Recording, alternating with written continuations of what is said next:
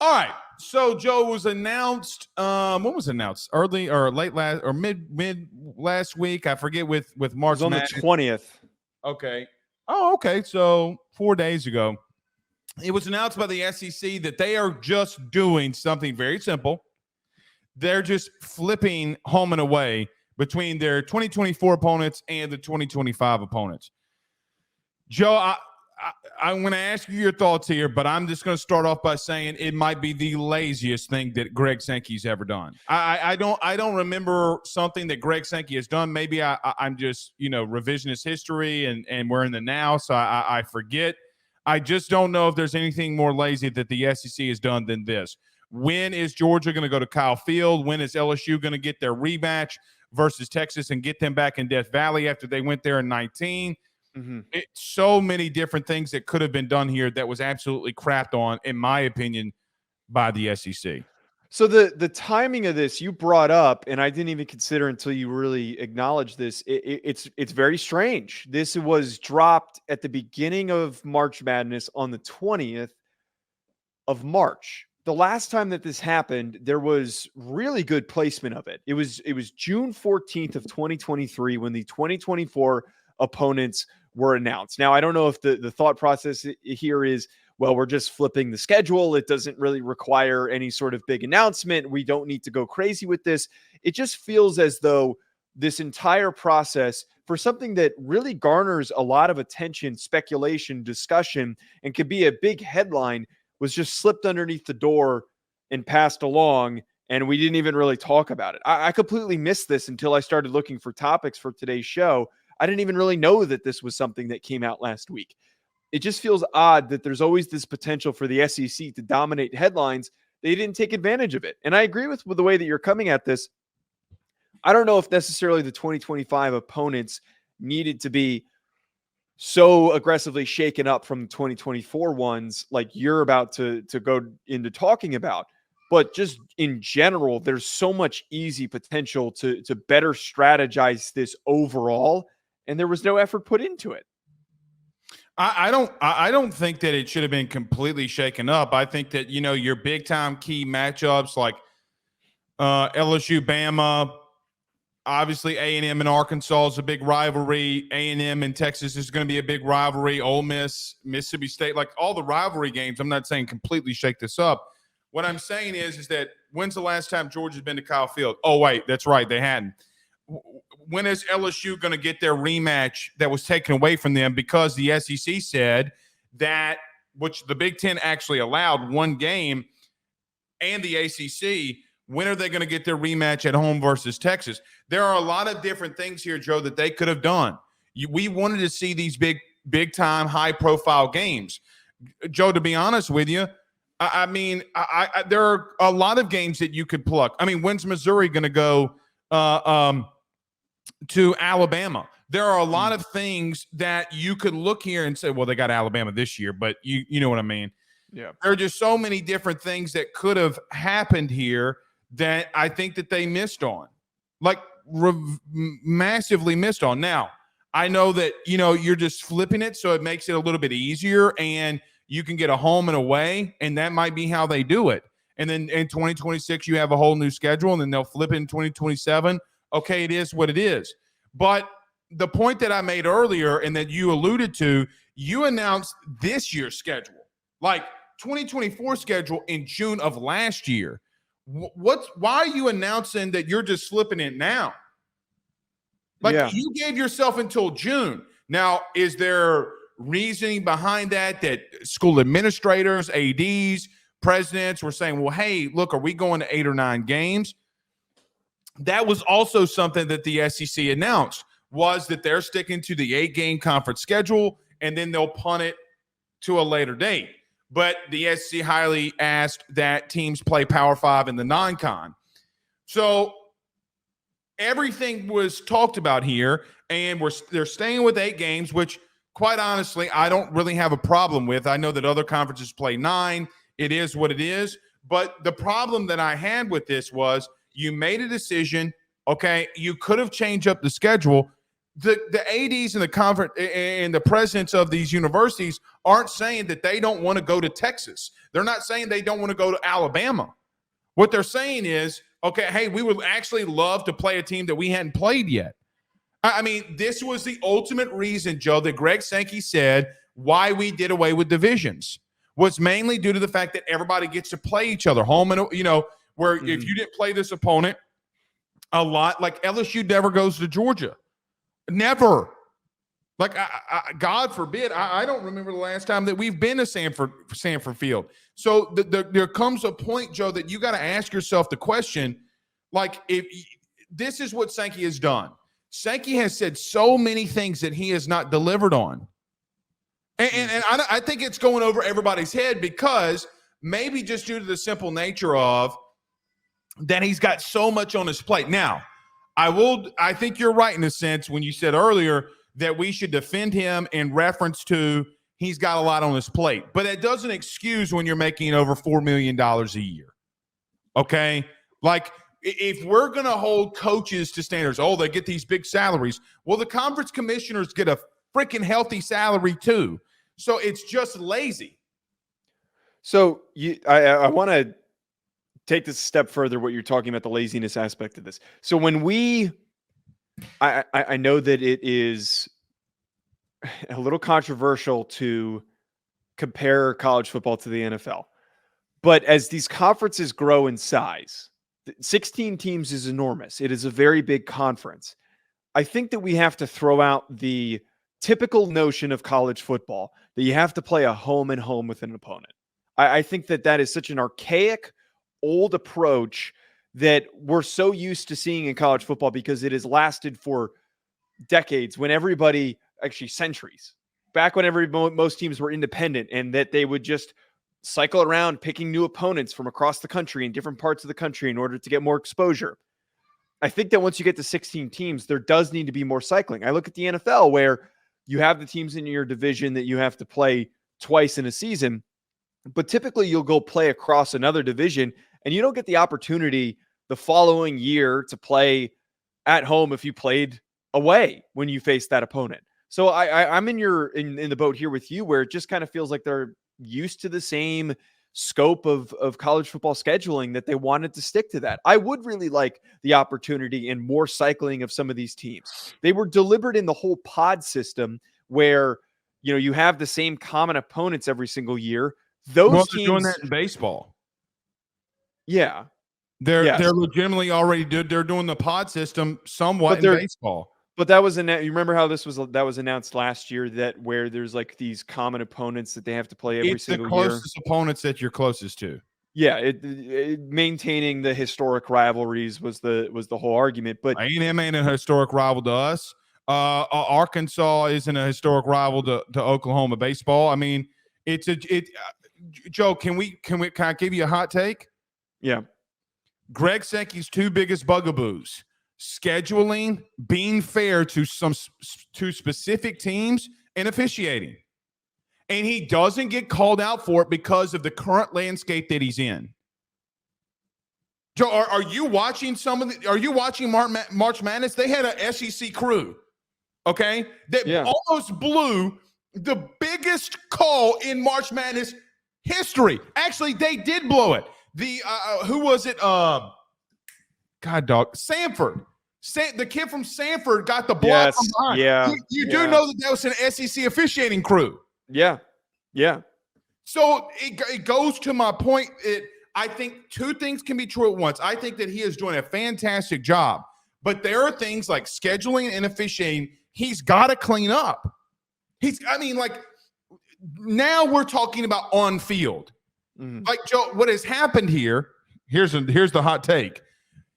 Because off the field issues has taken more of his time, on field issues has taken somewhat of a backseat. Officiating and scheduling.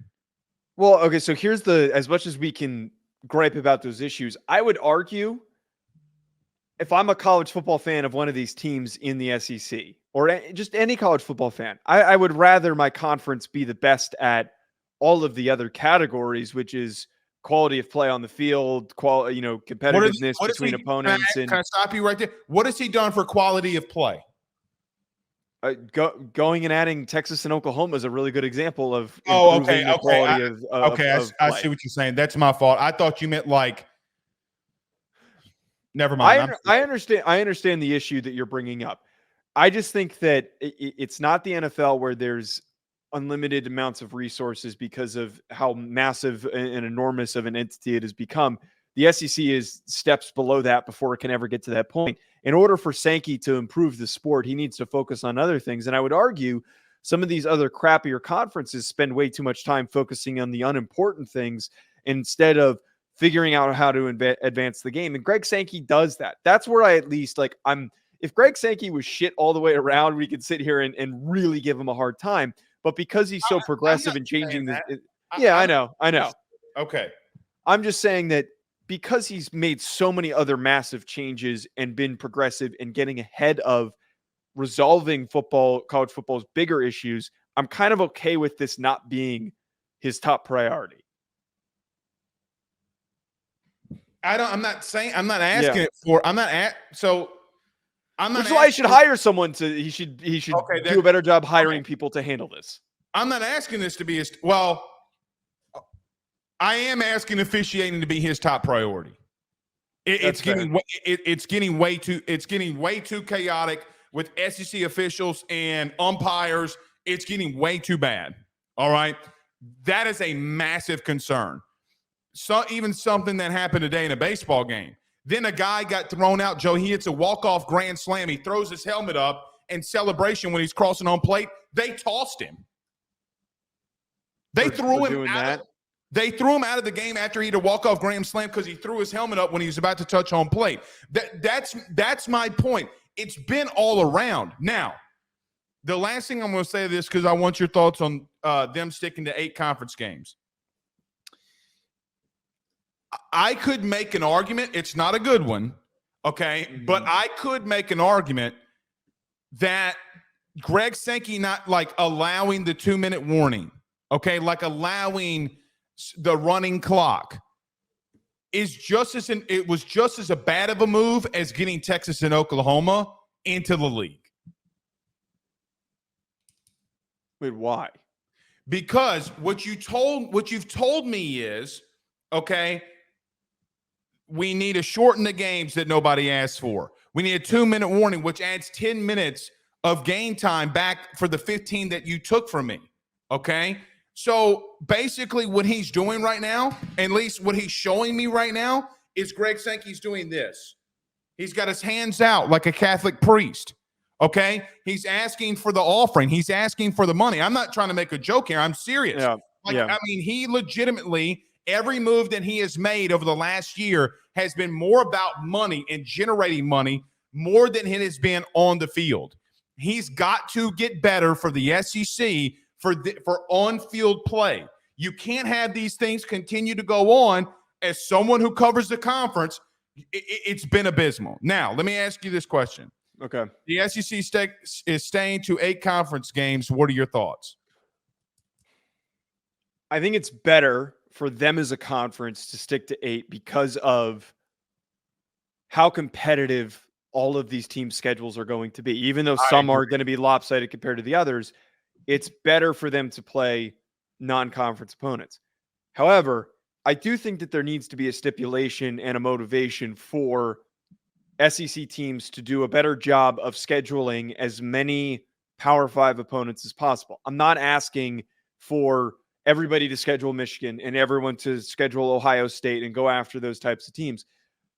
You can schedule a Purdue. You can schedule a Minnesota or a UCF. Those are fine. I get irked when I see some of these programs schedule 2 FCS opponents. There is no shot in hell that an FCS opponent is going I don't think any SEC team other than Vandy has done that. Someone did it last year. But if you're scheduling, if you schedule, you shouldn't schedule a G5 and an FCS opponent.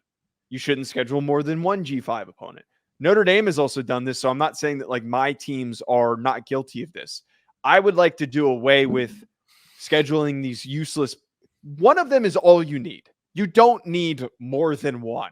I don't understand why. And we talk about how these networks want to get more money out of these teams and these conferences.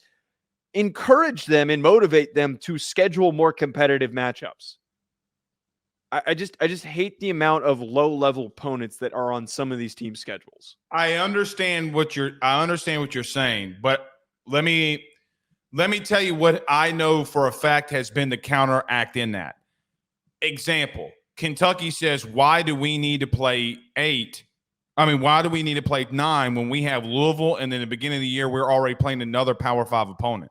So they're a good example of doing the right thing because they have a historic rival that's in another conference, so they're already checking that box. But that's the point. They don't want to have to play 12 or 11 or 12 Power 5 opponents. Now, they won't do that. They've been horrible at scheduling in the beginning of the year. My only point in all of this, Joe, quite honestly, it's pretty simple, okay? I don't think it's created equally, and I never have. And I quite honestly have never understood people griping about, well, we play 9 conference games, y'all play 8. Yeah, I don't think that's the issue. No, it's been the issue. Well, people have made it an issue, but I personally don't think that it should be the issue that's no. Well, the reason that this is being brought up the way that it is because other conferences have an issue with it. Right, you're playing nobodies. It doesn't... Right, and so that's my point. I